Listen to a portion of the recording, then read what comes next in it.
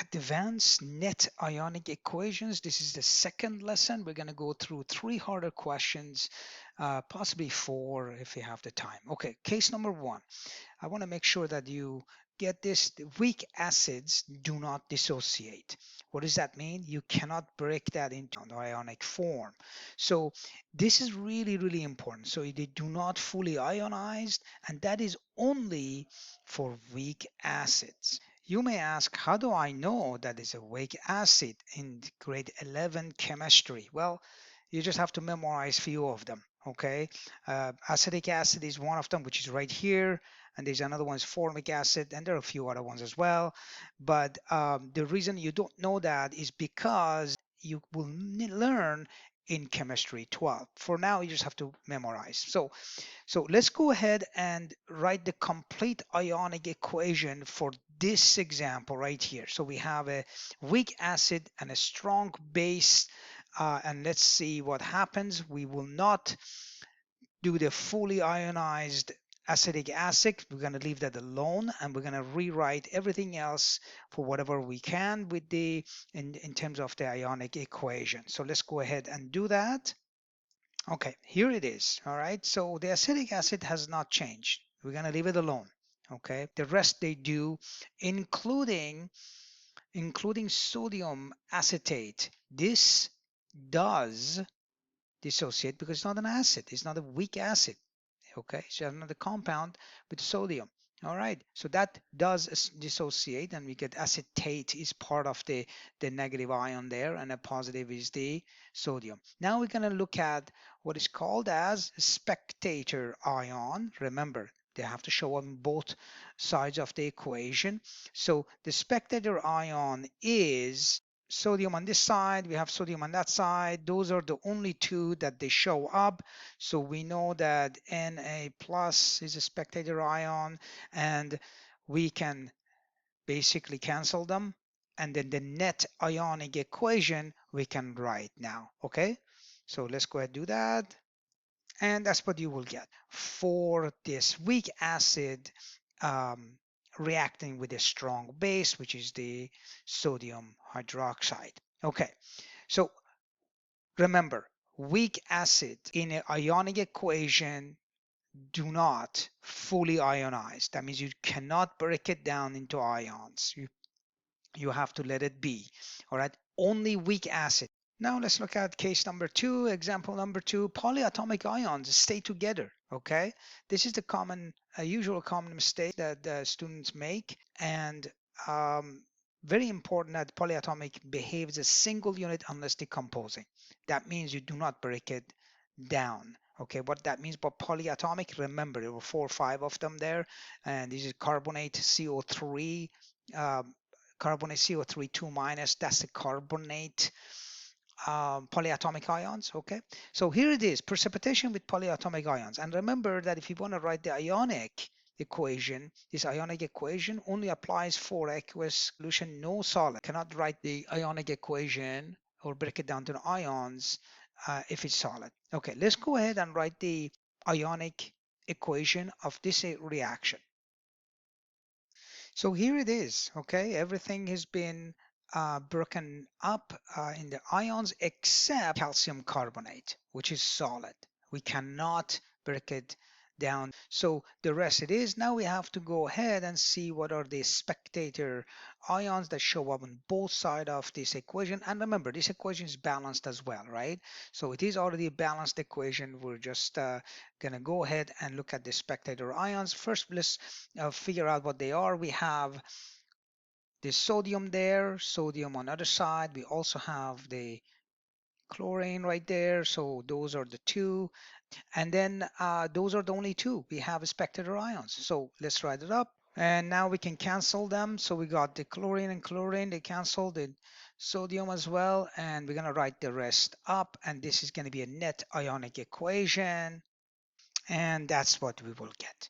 Okay, again, remember the precipitation with polyatomic ions. 2 things. Number 1 that you need to take from this question is that if it's a solid, you cannot break it down into ions. And number 2 is that the polyatomic ions, they stay together as well. So they carbonate This, you do not break it down to the carbon and oxygen. You let it be. That's the common mistake students make as well. Okay, let's look at another example. This is a case 3. I've gone over this in the last video, but I'm going to do it again. And that's no reaction, and both products are soluble. That means an aqueous. That means this is, you are basically predicting what the product may be. And if the product is also aqueous, that means that there's no precipitation, no gas, and no water is being formed, then you can say that there is no reaction. And we talked about that. Let's go through that again. All right, so let's first predict possible products here. Well, we do know that we have a lithium ion and the potassium ion. They're going to swap. So lithium ion and bromine, which is Br negative, they possibly go together, and potassium and sulfate ion, 2 negative, they go together. So possibly we have, okay, so this is the possible product that we can have. Now let's write, if that is the case, we don't know it is, but both of these are soluble, and you can follow the solubility rule that I've set up in a previous video. Notice that all the lithium plus, because these are, lithium is part of the group 1 metal, and also all the SO4 2 minus, that is soluble, and of course anything with K plus is soluble. So we know that these, both of these, based on the solubility rules, they're both soluble. That means they are both in, they form aqueous solution. So let's write up in terms of the ionic equation. I'm going to show you that through ionic equation how it is possible as well, because remember, if all the ions, the spectator ions, cancel out, so there's no reaction. Okay, let's go ahead and do that. So we have this ionic equation, and then we are going to cancel all the spectator ions, and notice that everything is, all the ions that you see, they're all spectators. I don't have to list them. Okay, so then we can go cancel. You got the lithium and lithium, they cancel on both sides. SO4 2 sulfate and SO4 2, that's canceling. Bromine, bromine. And once you notice that everything is canceled, that means there will be, so everything cancels, that means no reaction. Okay, remember, it doesn't produce no precipitates, no gas, and no water. If that happens, you will not going to get a reaction. Okay, because everything is soluble. Everything is soluble here. All right, let's look at the last question. So this is the acid-base reaction, and they're both strong, acid and base. And this is a universal neutralization net ionic equation that's going to show up here. Let's write up the molecular equation of this when the two react. So we have KCl, which is potassium chloride, plus H2O.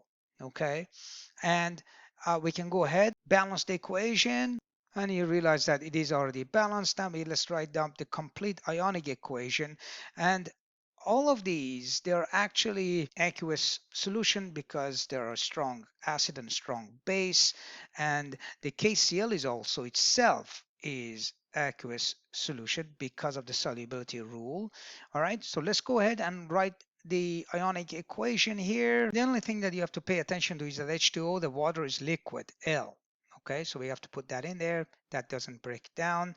So now we're going to go ahead and cancel the spectator ions. We get chloride and chloride, potassium and potassium, and the only thing we left with is we have H plus aqueous plus OH minus aqueous, and that gives you the water.